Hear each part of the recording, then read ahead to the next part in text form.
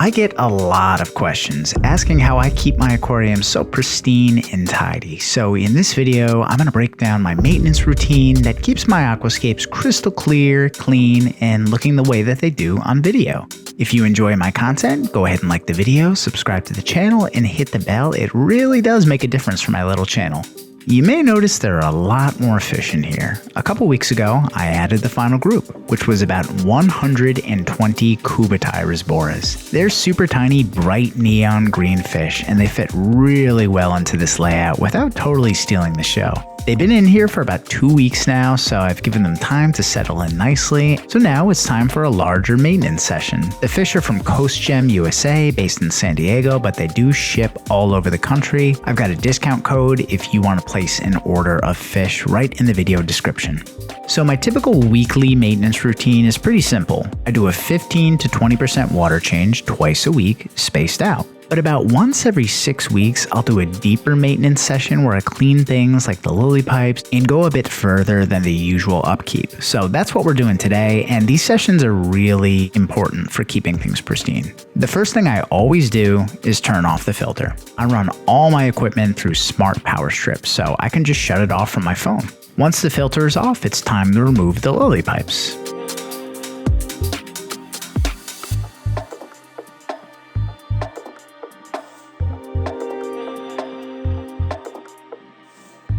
And then I put those pipes into a separate plastic container that I've reserved just for cleaning my lily pipes. And then I add concentrated bleach. You don't want splashless bleach or any scented bleach, just regular bleach. I have gotten some comments saying that bleach is intense and harsh, but I want to assure you I've been using this method for many years. It's extremely effective and safe when done properly. Bleach is not some mysterious, dangerous chemical. It's just chlorine. It's very easy to neutralize and rinse out.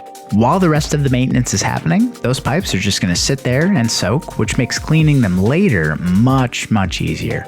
It's time to move back over to the tank and begin the water change. I'm using my Canvy water change system right here. The inflow clips right onto the tank itself, and once you get it going with the little hand pump, it drains the water at the perfect speed so I can do my maintenance while it's removing the water and I'm not wasting time. Efficiency with 5 tanks is really important for me.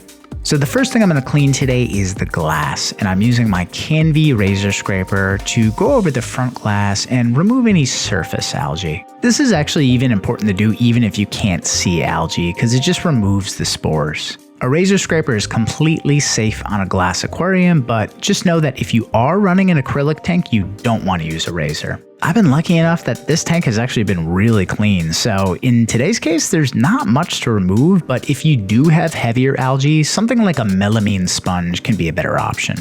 Now it's time to move on to the corners of the tank. So since there's silicone here, I'm going to switch over to my electric toothbrush and gently clean out any detritus or buildup. Again, it's a small detail, but it makes a difference in the long run, and I film my tanks a lot, so gotta keep them looking sharp.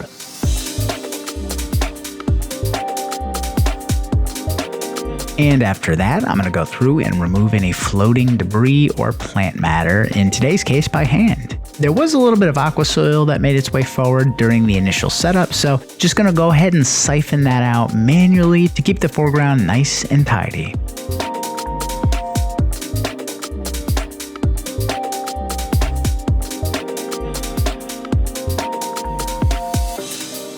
So with the bulk of our cleaning done, it's time to start refilling the tank. I run an RODI system that lives completely under my sink, so I just hook the outflow onto my tank and slowly start refilling the aquarium. I do have a complete guide on my channel breaking down the system I use as well as RODI in general. I'll link that down in the description. While the tank is refilling, I'm going to clean the inflow and outflow tubing using a pipe cleaner and some hot water. You're going to want to push the pipe cleaner through, pull it back out, repeat a few times, and it will remove any detritus buildup inside, which if you've had a loss of flow in circulation, a lot of the times this is your culprit, so be patient here. By this point, I know, okay, the lily pipes have been soaking for about 20 to 30 minutes, so we're going to run over to the sink, put on some gloves, and clean them with a pipe cleaner. By this point, the bleach has pretty much broken everything down, so not much mechanical force is needed, which is important if you're working with glass pipes.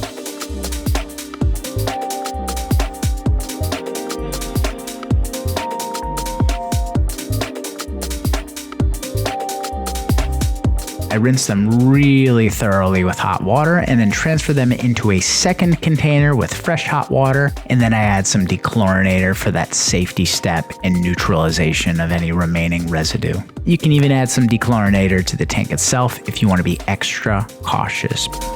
With our pipes clean, I reattach them and turn the filter back on, even while the tank is still refilling. I like doing that because it keeps the circulation going and avoids leaving the beneficial bacteria in my filter without oxygen for too long. From there, I dose my liquid fertilizer. For this tank, which is mostly low-demand plants, I'm using a lighter formula, the UNS Plant Food Min. And since I'm refilling the tank with pure RO water, it's going to dilute the tank's mineral content, so I add some minerals back. I bring the TDS back up to around 150 parts per million TDS using CChem Equilibrium, which is going to restore the necessary GH to support the life in this tank. And once everything is filled back up and running, the last step is to just sit back, observe, and feed the fish.